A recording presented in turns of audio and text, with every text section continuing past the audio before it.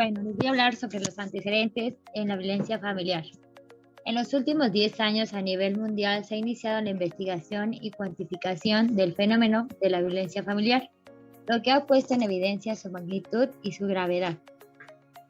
Gracias a ese fenómeno actualmente se están empezando a tomar las medidas para atenderlo y prevenirlo. La violencia en el hogar, especialmente los golpes a la esposa, que es tal vez la forma más generalizada de violencia contra la mujer, el maltrato de niños, el maltrato de los ancianos, representan las facetas que adopta la violencia familiar. De acuerdo con el informe del Banco Mundial sobre el Desarrollo Mundial, se ha presentado en 1993 las violaciones y la violencia en el hogar culminan la pérdida de más de años de vida saludable entre las mujeres de 15 a 44 años de edad, que en las que ocasiona el cáncer mamario, el cáncer del cuello de útero, el parto obstruido, la guerra o los accidentes de tránsito.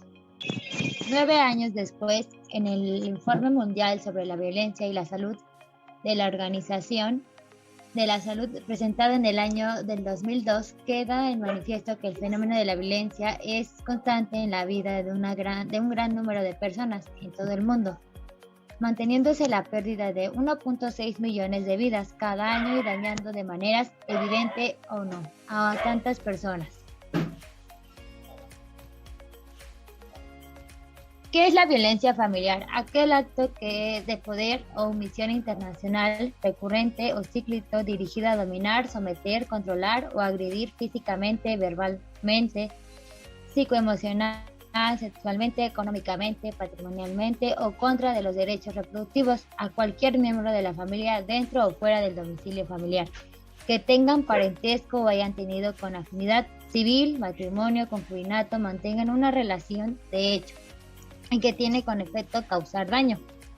En otras palabras, podemos decir que la violencia familiar es cualquier tipo de maltrato o abuso de poder que se genera dentro del núcleo familiar y que puede o no ser que el agresor comparta o haya compartido el mismo domicilio y que lleve a cabo diferentes conductas en contra de cualquier persona relacionada con el centro familiar.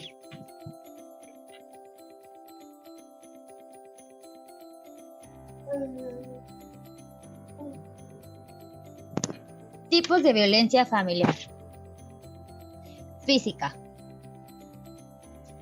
Actos intencionales en que se utiliza alguna parte del cuerpo, objeto, arma o sustancia para sujetar, inmovilizar o causar daño a la integridad física de otra persona. Psicoemocional. Actos o omisiones consistentes en prohibiciones, coacciones, condicionamientos, insultos, amenazas, indiferencia, descuido reiterado, chantaje, humillaciones, comparaciones destructivas, abandono o actividades devaluativas que provocan en quien las recibe alteración autocognitiva o autovalorativa que integran su autoestima. Patrimonial. Actos o omisiones que ocasionan daño directo o indirecto o bienes inmuebles o inmuebles tales como perturbación en la propiedad o posesión, de sustracción, destrucción, desaparición, ocultamiento o retención de objetos, documentos personales, bienes o valores, derechos patrimoniales o recursos económicos. Sexual. Acciones o omisiones que amenazan o ponen en riesgo o lesionan la libertad, seguridad, integridad y desarrollo psicosexual de la persona. Económica. Acciones o omisiones que afectan la economía del sujeto pasivo a través de las limitaciones encaminadas a controlar el ingreso de sus percepciones económicas y puede consistir en la restricción o limitación de recursos económicos. Buenas tardes, compañeros, profesora. Yo les voy a hablar del tema de vulnerabilidad a la violencia familiar. Esta vulnerabilidad es el riesgo excedido que experimentan los individuos que ocupan una posición subordinada a la familia. Puede ser por asimetrías de edad, capacidades o género.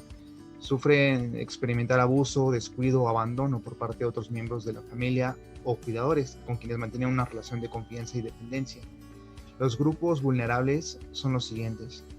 En primer lugar encontramos a la mujer, que es una violencia dirigida mediante una conducta u omisión en contra de la integridad física, sexual o psicológica y en su libre desarrollo. Es ejecutada regularmente por algún miembro de la familia a la que pertenece. Generalmente crea desventajas o devaluaciones hacia la mujer, además desconoce, limita o excluye sus derechos humanos y libertades fundamentales. Algunas conductas violentas pueden ser insultos, denigración, desprecio, el impedimento de trabajar, estudiar o salir con amigos o amigas, así como un control de gastos monetarios, amenazas con armas u objetos, golpes, violencia sexual, entre otros. Posteriormente vamos a ver a otro grupo vulnerable, que son los niños, niñas y adolescentes, que estos sufren un maltrato que proviene de la cultura y la costumbre y en la figura de autoridad que ha tenido el adulto desde la antigüedad. Este maltrato es ejecutado por algún miembro de la familia intencionalmente. Es un acto de poder que se puede dar con varios tipos de violencia. En este caso puede ser física, moral o alguna omisión, los cuales lesionan la integridad física, psicológica, emocional o sexual del menor de edad. No es realmente necesario que se ejecute en el hogar ni que cause lesiones. Basta con que se lleve a cabo por algún pariente por consanguinidad o adopción para que sea esto una violencia infantil.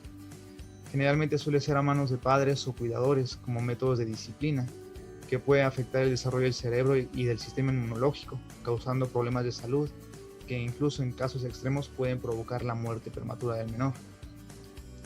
Otro grupo vulnerable que vamos a ver son los adultos mayores, que son aquellos que sufren violencia que se ejerce mediante el uso de la fuerza física o moral, así como la omisión grave que se realiza en contra de ellos por otro integrante de la familia.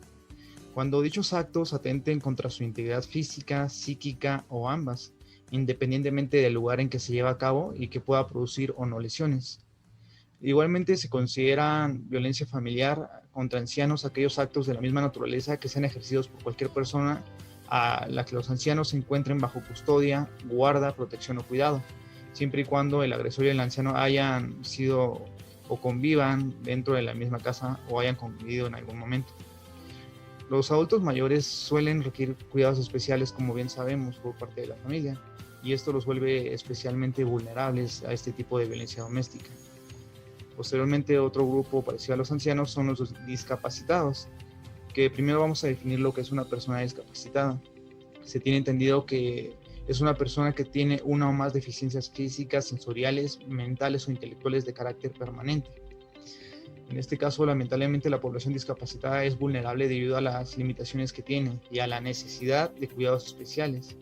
Es decir, que para ellos la familia es indispensable, y si uno o más miembros de esta lo agrede o no le otorga los cuidados necesarios, se convierte en víctima de violencia familiar. Generalmente suelen ser expuestos a un riesgo mayor de violencia, lesiones o abuso, así como un abandono o trato negligente, e incluso explotación. Todas estas poblaciones vulnerables tienen algo en común: son subordinadas a las jerarquías y desigualdades de poder y género, esencialmente establecidas por la sociedad.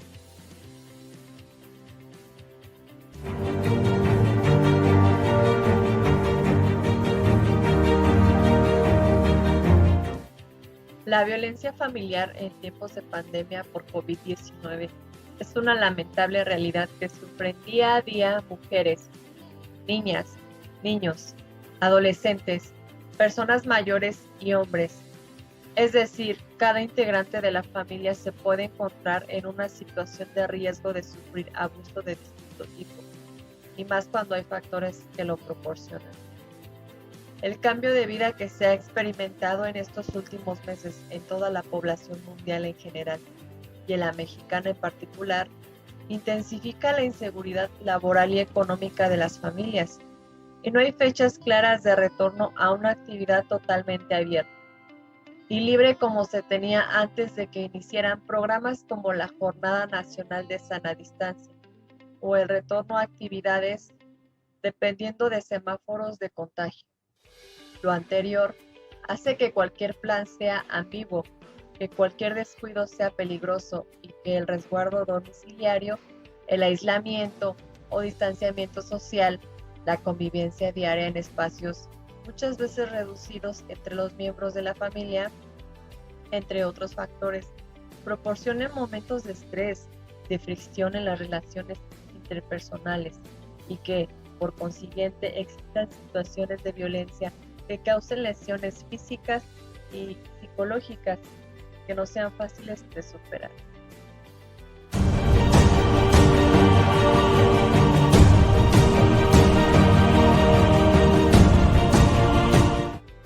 Las cifras dadas por órganos de gobierno son alarmantes. Mujeres, niñas, niños y adolescentes son maltratados y en tiempos de cuarentena por emergencia sanitaria, la situación se agrava.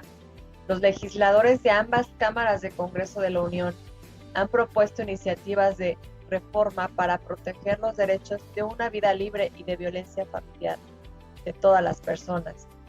Además, han realizado proporciones como puntos de acuerdo para exhortar a otros poderes, ejecutivo y judicial federal y local, a que diseñen, que implementen planes y programas y que lleven a cabo acciones que solucionen o al menos disminuyan el problema cuanto antes.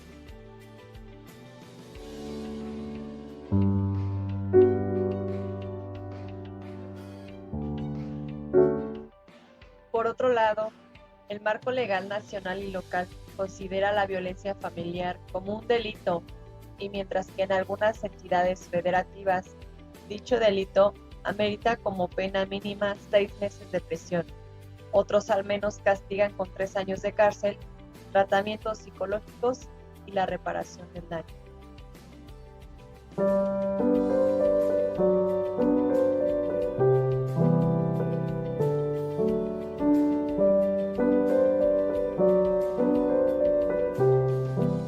Hola, buenos días. Mi nombre es Alberto Giovanni Flores Muñoz y les voy a hablar un poco sobre la violencia familiar durante la pandemia por COVID-19. Datos y cifras. Las cifras dadas por órganos de gobierno son alarmantes. Mujeres, niñas, niños y adolescentes son maltratados en tiempos de cuarentena por emergencia sanitaria. La situación se agrava. Los legisladores de ambas cámaras del Congreso de la Unión han propuesto iniciativas de reforma para proteger los derechos de la vida libre de violencia familiar de todas las personas. Además han realizado proposiciones con puntos de acuerdo para exhortar a otros poderes, ejecutivo, judicial federal y local, a que diseñen e implementen planes y programas y que lleven a cabo acciones que solucionen o al menos disminuyan el problema cuanto antes. De acuerdo con el Secretariado Ejecutivo del Sistema Nacional de Seguridad Pública, de enero a marzo del 2020 existieron 3.963.866 llamadas procedentes al 911, de los cuales de la seguridad representaron el 60%, de tipo médico 14%, de asistencia 12%, de protección civil 6%, de otros servicios 4% y de servicios públicos 0.88%. En específico, la tabla muestra los incidentes por los cuales se pidió auxilio al 911 en cuestiones de seguridad. En esta tabla se observa que de enero a marzo del 2020 existieron 170.214 llamadas al 911 por incidentes de violencia familiar. Como podemos observar, la violencia familiar, de acuerdo con las llamadas que se han realizado al 911, han ido en aumento si se consideran los primeros trimestres de los últimos 3 años. Por otro lado, el primer cuatrimestre del 2020, comparado con el mismo periodo de tiempo del 2019, se registró un aumento del 10% de presuntos delitos de violencia familiar, es decir, de 62.225 a 68.468 casos en toda la entidad federativa. Servicios gubernamentales para la atención y contención de la violencia familiar contra mujeres, niñas, niños y adolescentes en la pandemia. Existen programas en México que se implementaron para evitar o atender casos de violencia familiar. En algunos programas surgieron como acciones ante los hechos de violencia en las familias que se presentaron como consecuencia del confinamiento por la pandemia COVID-19. Las acciones están enfocadas para apoyar a las niñas, niños, adolescentes y a mujeres víctimas por violencia familiar. La Secretaría de Gobernación anunció en la primera sesión extraordinaria del 2020 el Sistema Nacional de Protección Integral de Niñas, Niños y Adolescentes, SIPINA, el 30 de abril. La publicación de un acuerdo para la atención y protección de niñas, niños y adolescentes durante la emergencia sanitaria. Este acuerdo fue publicado el 26 de mayo del 2020 en el Diario Oficial de la Federación y contiene las acciones que deben realizarse para proteger a los niños, niñas, adolescentes durante la pandemia. Estas acciones abarcan cuestiones de servicio de salud, alimentación, actividad física, registro civil, educación, transferencia y apoyo de ingresos en pobreza extrema, agua potable, saneamiento, justicia penal en la prevención y atención de la violencia ejercida contra los niños, niñas y adolescentes, acceso a internet, radio y televisión. Para la atención hacia las mujeres existe el Instituto Nacional de Mujeres, INMujeres, que ha publicado la lista de lugares en donde las mujeres pueden llamar para pedir orientación, apoyo y ayuda en las entidades federativas, en caso de que exista violencia y se agrave durante el confinamiento por COVID-19. Sobre lo anterior, se han compartido datos sobre los Centros de Justicia para las Mujeres de la Comisión Nacional para Prevenir y Erradicar la Violencia contra las Mujeres, CONAVIM, para facilitar datos de contacto y servicios que se ofrecen. Además, el INMujeres también publica guías y recomendaciones para sobrellevar mejor la cuarentena en cuanto a labores del hogar con perspectiva de igualdad de género. Por ejemplo, la guía para ayudarnos a crear espacios colaborativos en nuestra vida diaria y durante la cuarentena por COVID-19, o a las recomendaciones para la sana convivencia en los hogares durante el aislamiento para evitar la propagación del COVID-19. Instituto Nacional de Mujeres 2020. Así, estas recomendaciones y guías no solo ayudan a una mejor convivencia para disminuir tensiones y tratos de violencia de género, sino también para una armonía familiar, incluyendo a los niños, niñas y jóvenes. De mi parte, esto sería todo, compañeros. Profesora, le agradezco. Iniciativas de reforma constitucional en materia de violencia familiar.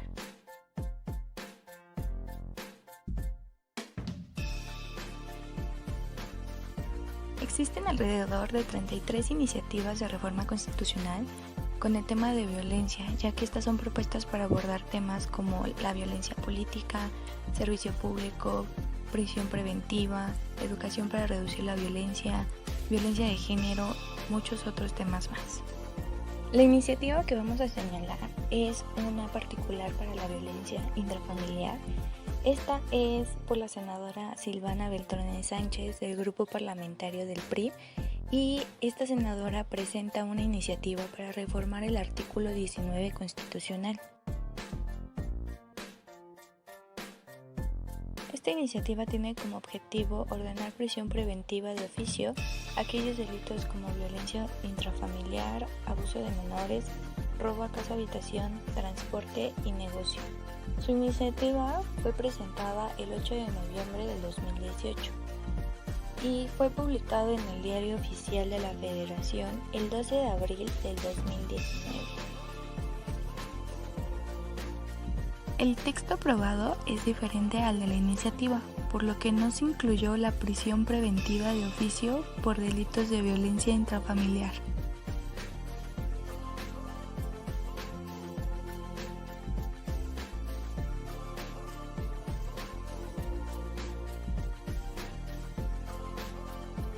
En este apartado les voy a dejar el artículo 19 constitucional para que puedan ver el antes y el después de la reforma de abril del 2019 sobre prisión preventiva oficiosa.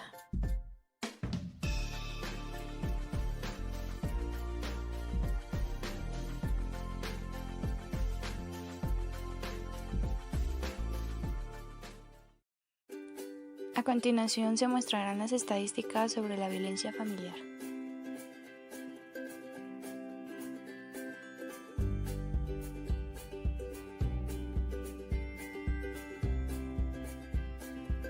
Diapositiva encontrarás un link que mi equipo y yo realizamos en la plataforma de Google. Todo esto para tener unas certeras cifras, y si tú quieres contestar esta encuesta simplemente tienes que copiar el link y te mandará directamente para allá.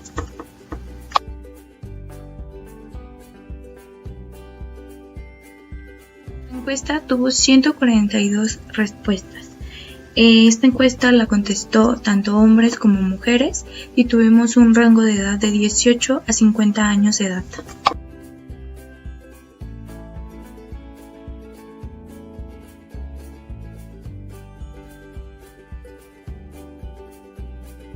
La primera pregunta de nuestra encuesta, el 94.4% de la gente dijo que no era víctima de violencia familiar.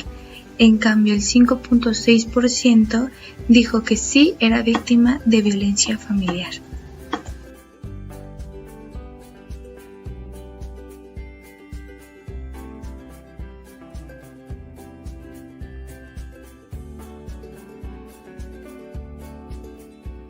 La pregunta de nuestra encuesta menciona que si algún miembro de tu familia constantemente te violenta, el 9.9% dijo que sí y el 90.1% dijo que no.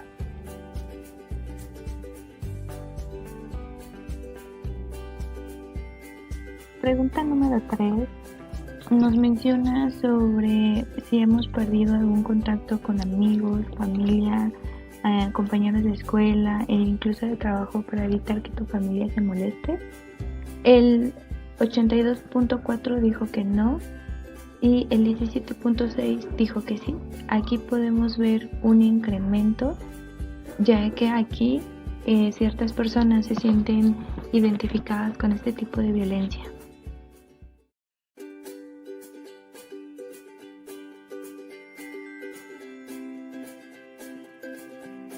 En la pregunta 4 mencionan que si hay humillación en público o en privado, tanto en forma de ser o por la apariencia.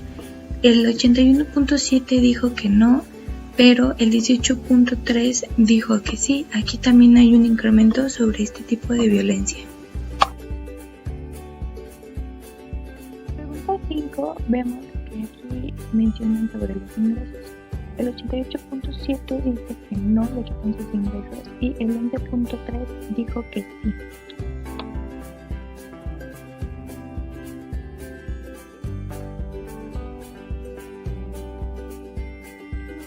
Mencionan sobre la actitud del agresor, habla sobre sus cambios bruscos de humor o si te trata bien en público. El 87.3% dijo que no y el 12.7% dijo que sí. La pregunta 7 de nuestra encuesta dice lo siguiente: ¿sientes que estás o están en permanente tensión y que hagan lo que hagan su agresor se enoja y los culpa? El 89.4% de personas dice que no y el 10.6% dice que sí.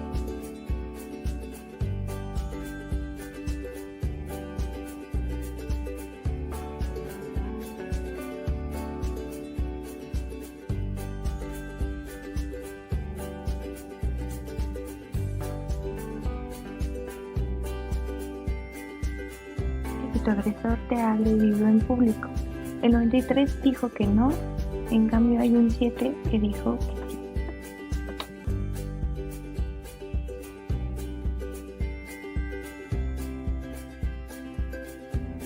En la pregunta 9 hablan sobre el arrepentimiento del agresor. Hablan sobre que después de un acto de violento, él busca el perdón, regala cosas y promete que no va a volver a pasar esa situación. El 85.2% dijo que no y el 14.8% dijo que sí, que también es una cuestión de observarse porque aquí hubo un incremento de personas que dijeron que sí.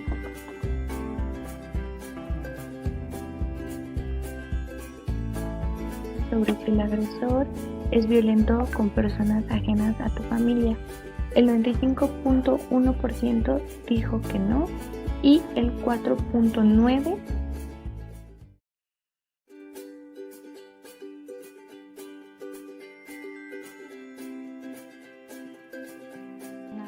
La pregunta 11 nos mencionan sobre si te has sentido en peligro, tanto tú o un integrante de tu familia, y el 95.1% dijo que no y el 4.9% dijo que sí.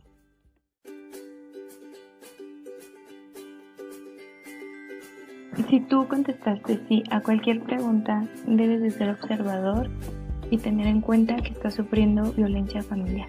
Así que debemos de tener cuidado porque este es un tema de mucha precaución y claramente no hay que dejarnos a pesar de que sean muy cercanos a nosotros. El que se proporciona adelante proviene de las carpetas de investigación del Ministerio Público de las 32 entidades federativas, así como las estadísticas de las llamadas de emergencia al número 911 registradas por los centros de atención en llamadas de emergencia en las entidades federativas. Se trata de presuntos hechos delictivos registrados en carpetas de investigación ya iniciadas. En esta gráfica vamos a poder observar las llamadas de emergencia que son relacionadas con los incidentes de violencia familiar y claramente notamos que en nuestro lapso del año 2021, en enero obtuvimos un tanto de 52.730 llamadas de emergencia relacionadas con incidentes de violencia familiar. En febrero obtuvimos 50.468 llamadas de emergencia relacionadas con incidentes de familia y en marzo obtuvimos 58.224, así teniendo un total de 161.422 llamadas entre el periodo de enero y marzo. En esta encuesta también vamos a ver las llamadas de emergencia relacionadas con los incidentes de violencia familiar, pero va a ser estatal, recalcando siempre los 3 primeros lugares. En primer lugar tenemos a Nuevo León con un total de 19.532 llamadas. En segundo lugar tenemos a la Ciudad de México con 19.066 llamadas. Y en tercer lugar tenemos a Guanajuato con 16.007 llamadas. Todo esto en un lapso de enero a marzo del 2021. A nivel nacional tenemos 161.422 llamadas.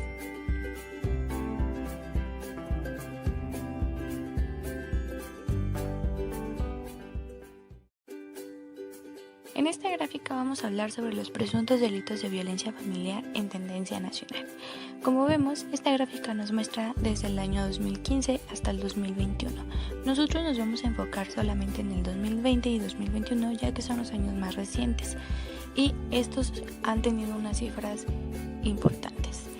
En el año 2020, en el mes de marzo, tuvo una cifra de 20.504 presuntos delitos de violencia familiar y en octubre tuvo 20.590 presuntos delitos de violencia familiar. Pasando al año 2021, ha sido más importante porque ha sido el que ha superado a todos los años. Tiene la cifra de 23.709 por el mes de febrero a marzo. Sumando todas estas cifras desde el 2015 al 2021, tenemos un total de 59.313 presuntos delitos de violencia familiar en tendencia nacional. En esta gráfica vamos a ver también los presuntos delitos de violencia familiar, solo que esta vez va a ser estatal. Claramente la gráfica nos muestra de mayor a menor estado y México encabeza esta encuesta con una cifra de 8.183. Pasando al estado que menos padece de estos presuntos delitos será Campeche con la cifra de 6 presuntos delitos de violencia familiar estatal.